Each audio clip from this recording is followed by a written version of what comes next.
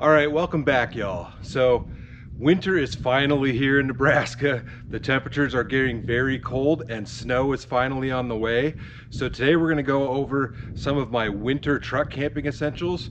A lot of people are summer campers and they see the leaves falling off the trees and the cold air coming in and they think the season is over. But winter camping can be some of the best. The campgrounds aren't crowded. You have amazing views with the snow coming down. But if you're not prepared, your cozy truck can get cold really quickly. Step one of this happens before you even park, or when you do park. You're going to want to try to face your truck into the wind so that it's not blowing directly onto your tailgate when you're opening it or getting in and out. But step two is you don't want to be parked in a valley. You want to try to be on a little hill if possible. It may sound counterintuitive for the wind, but in a valley, cold air flows just like water. It's gonna go down, and if you're in the bottom of a valley, it can be 10 to 20 degrees colder than it is at the top of that little hill that you're on. So site selection is a very important part of this. Make sure you pick a good spot to set up in. And speaking of orientation and the wind blowing in your tailgate, not only do you want to try to get your tailgate out of the direct wind, but you also want to seal it. As you can see, I have a tailgate seal on my truck. This goes all the way around. They make multiple kits for these. You should be able to find it for your specific truck. If not, it is just weather stripping. You can probably go to your local hardware store, find something that you can use, and use double-sided tape to install this. This goes all the way around the tailgate.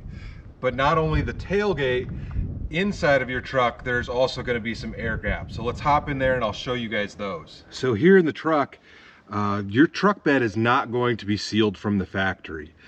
The inner truck bed, let me kind of pull this down to show it to you guys. The inner truck bed and the outer truck bed are two completely separate pieces, and in between that, it is just open space. On this truck, which is a 2009 Silverado, there are massive gaps underneath the bed rail, not only here in the middle, but also at each end on both sides of this. They make kits for this also. There are foam blocks stuffed under mine right now that came from a kit, but you can also just find foam yourself, stuff that in there, or if you're handy with some tape, you can use something like foil tape. There's also small like screw holes throughout this truck bed that I put foil tape on to help block the wind or drafts that come in and out of the truck itself. But that is one important part about keeping it somewhat warm in here, is sealing it up. And that also helps with dust control if you're driving down a lot of gravel roads. So another very important thing is window coverings. These windows in truck camper shells are just single pane glass. Single pane glass is going to offer no insulation properties, so any warmth that you have inside of the truck bed is going to get sucked right out by the cold glass. There are some different options. I have these curtains that I put up and made. These were custom made, and these work great in themselves to keep it warmer in here. It just provides a little layer of insulation. But I also have Reflectix. This is something that you can pick up from your local hardware store, and it comes in big rolls and you can cut it to fit. It is foil coated bubble wrap basically, and it provides a layer of insulation. I have pieces cut, as you can see one here, that can slide in behind the windows.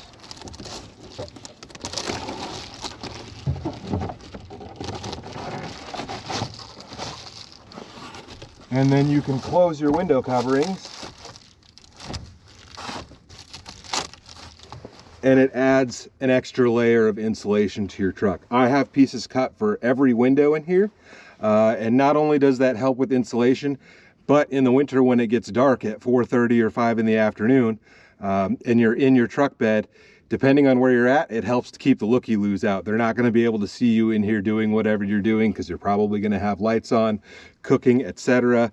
There may be somebody else at the campground, or depending on where you're at, you might be in a public space and people are going to be able to look in. So having some sort of window coverings is definitely essential for this, not only for privacy, but to help keep the cold air out and the warm air in. So another thing that you need to worry about, especially while you're winter camping, is moisture. As you're in here and it does heat up a little bit, and also your breath creates moisture, depending on your shell, it could rain on you. I have a insulated or like carpeted shell. If yours is bare fiberglass and you're in here for an overnight, just your breath may make it rain on you inside of here, or it's going to freeze to the top of this. In plenty of my winter camping situations, if you guys are followers of the channel, you see that the windows get covered in frost on the inside. So you do need to have a window vented. Sounds counterintuitive with trying to seal everything off, but I always keep this front window here vented open so I do get fresh air in here, because, you know, obviously you're going to be using the oxygen in here and you need to have fresh oxygen moving in and out. So be wary of moisture. You can carry something like damp rid, which is going to pull some moisture out of the air. I don't typically have that in here. I keep it more in the summer when it's more humid. But be wary of moisture, especially if you have just a straight fiberglass top on your camper. And speaking of moisture, you need to be wary of your mattress and your sleeping setup. Just like when you take a can of pop out of the refrigerator and go outside in the summer and it gets moisture on the outside of it, your body is going to create heat, and the cold air under your mattress where that meets, it's going to create moisture. So your mattress needs to be breathable on the bottom of it. My bed setup has gaps between all of these boards, and there's a gap underneath the bed here that you can see that allows air to flow underneath of that. You need to make sure that you have airflow to the bottom of your mattress. Not only can you accidentally create a pool underneath of you, which I did once because I put a sheet of Reflectix underneath me thinking that that was going to help keep me warmer, and then I woke up and the bottom of my mattress was noticeably wet. But it can create mold if you don't keep the bottom of your mattress dry. So your body heat is going to create moisture against that cold air coming from underneath of it. So make sure in one way or another, the bottom of your mattress is ventilated. And one of the most important things before we even get to heating options is going to be your sleep system. You are going to want a bag that is rated for at least 10 degrees below the temperature that you're planning to go out in. If it's going to be 10 degrees outside overnight, you're going to want at a minimum a 0-degree bag. The sleeping bag rating is basically what it's going to be comfortable at, and hopefully you don't die if you're in it. So you want something that is rated below the lowest temperature. This is a negative 25-degree bag. Very rarely in Nebraska does it get 25 degrees below zero. So even if I don't have any heat in here, I am always comfortable inside of this sleeping bag. Make sure your sleeping setup is appropriate for the temperature. Two, to go along with that, you shouldn't sleep in the socks that you've been wearing all day. Even if you don't think so, your feet have probably let off some moisture and sweat inside of your shoes. And that moisture is going to lead to cold feet overnight. So bring an extra pair of socks with you, along with a lot of extra clothes, which we'll get into. But change your socks before you go to bed. It's going to be more comfortable that way. Not only that, but if you have a way to boil water, if you have a jet boil or something with you, you could put water in like an Nalgene bottle and boil it and throw it in the bottom of your sleeping bag, and that should stay warm for 4 to 6 hours and definitely help to keep your feet warm. With that said about the sleeping bag and your sleep system being rated for cold temperatures, we can now get into a little bit of heating. The easiest thing you're going to be able to carry around with you are these Mr. Buddy heaters. Although this does run on propane, it is going to use the oxygen in your space and create carbon monoxide. So if you are using this, it is 100% important that you have a carbon monoxide detector with you and that it is functioning. Keep that somewhere close to your head.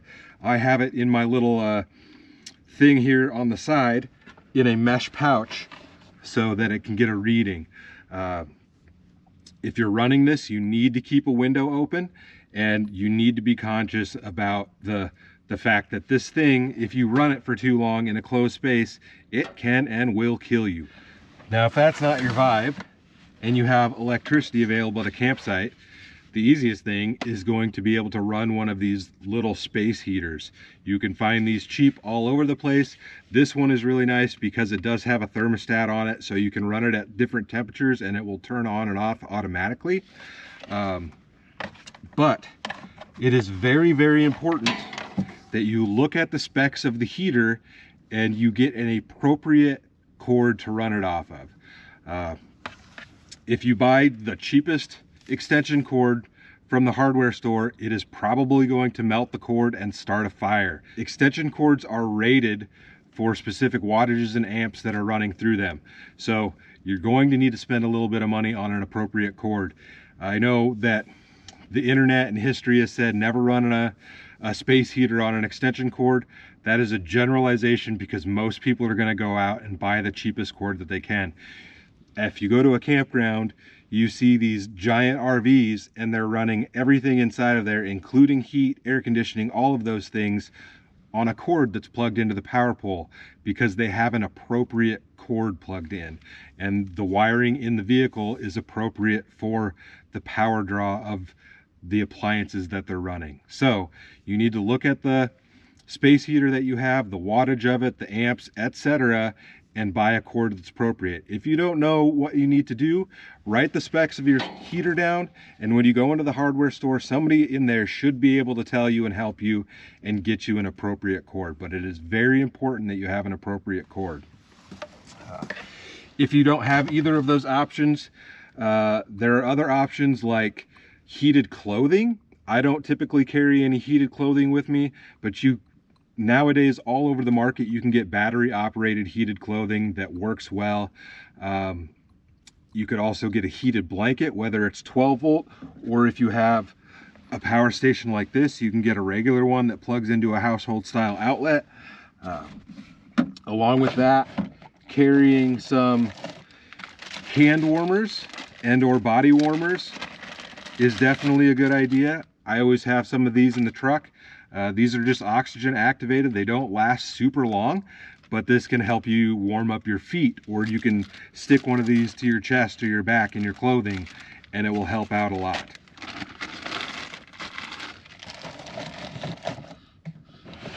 Along with that, you could also go with a diesel heater. I do not personally have one.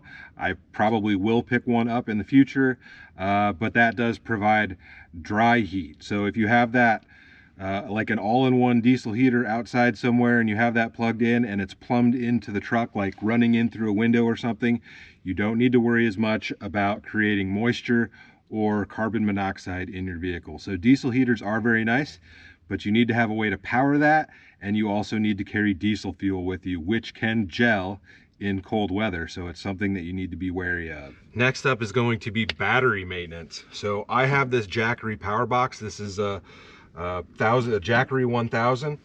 Batteries do not like the cold weather. You are going to discharge faster. Just being in the cold itself can kill your batteries. So depending on what you're running, if you have something like your cell phone, you're probably going to want to keep this in your pocket, especially overnight if you are not running heat overnight. If you can keep it in your pocket or just somehow keep it inside of your sleeping bag, that is going to help you a lot. Also, if you have lithium batteries, you never want to charge those when it's below freezing. That can damage the battery.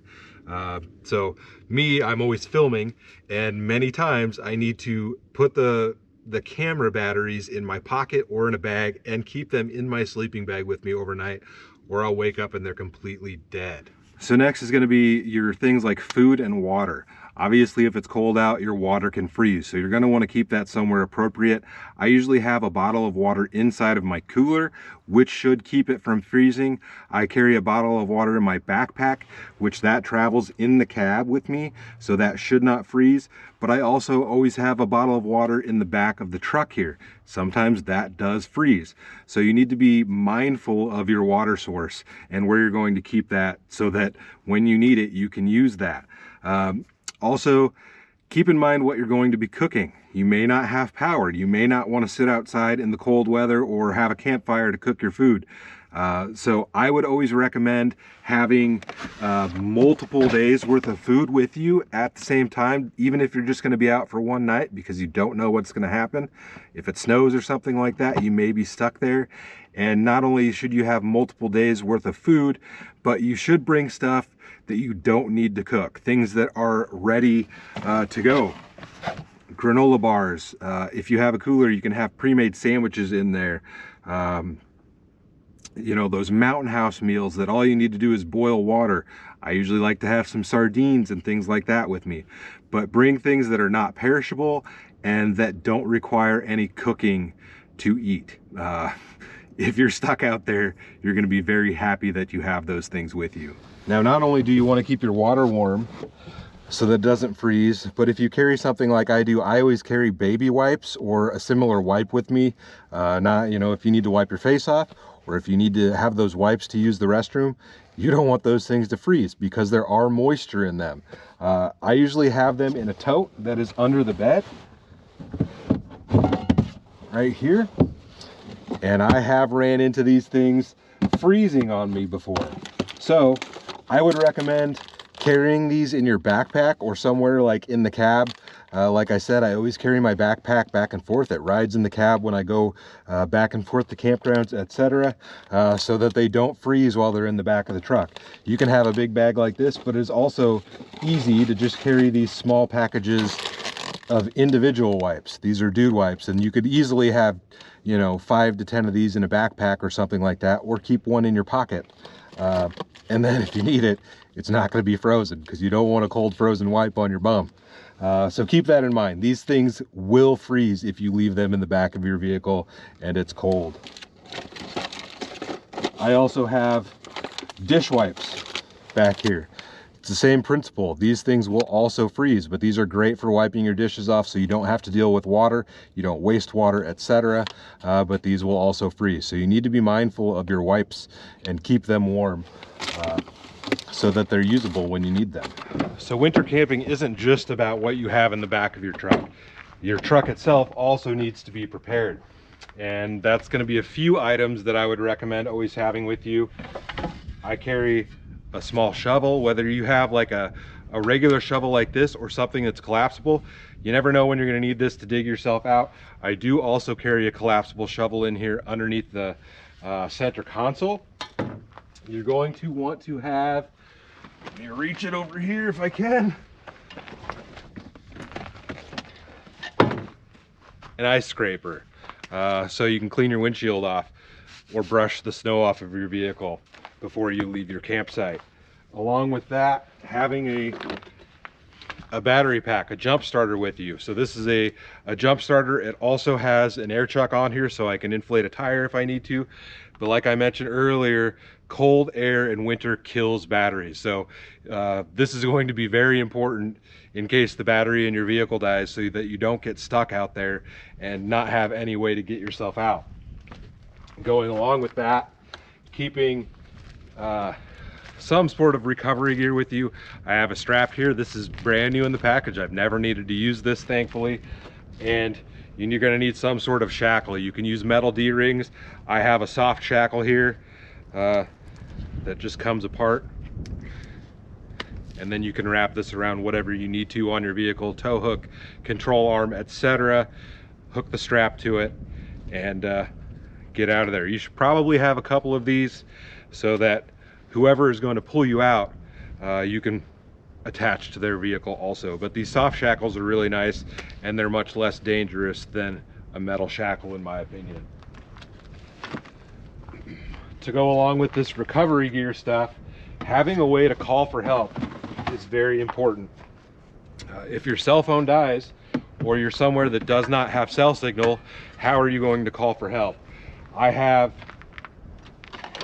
a CB radio in the truck, but not many people use CBs anymore. There is an emergency channel on here, but who knows if somebody's going to be listening to that. Or CBs typically require a line of sight somewhere to work efficiently, so depending on where you're at, this may not work. The other option for that is a GMRS radio, which those are typically handheld. I think technically you need a permit for that, but in an emergency situation, I'm sure that's not really going to matter. So carry that with you, a radio. I also have a Garmin InReach Mini that I carry. That requires a monthly subscription, but that is a satellite-based communicator. You can send out emails or a message on that, or there's also an SOS button. If you push that, somebody is going to come to your rescue. Another option would be Starlink. I typically have a Starlink with me in here. That is also a subscription-based thing that you need to have, and that requires power to use it. But that's going to give you internet anywhere that you can see the sky, and that way you can send a message out to get rescued. Hopefully you'll never need to use that, but always have a couple of different ways to communicate with the outside world in case you need somebody to come pick you up, help you, etc. That is absolutely critical when you're out doing things like this. So probably last, but a very important thing is going to be bring extra clothing. If you take a fall and land in the snow, you're going to want dry clothes. Always bring extra layers. I always have extra layers of clothing on. I'm layered up right now. Extra clothes, bring an extra hat, bring extra gloves, bring extra socks, potentially bring extra shoes with you. That's incredibly important. When I am in the truck, I also have a pair of slippers that I wear in there because the floor does tend to get cold. Even if you have the heater running, you know, you've got all that cold air underneath of the truck, it's just going to pull the heat right out. So you could just have a pair of house slippers, you know, cheap ones from Walmart or wherever your local store is. Or if you want to get like down booties, that's also a great option.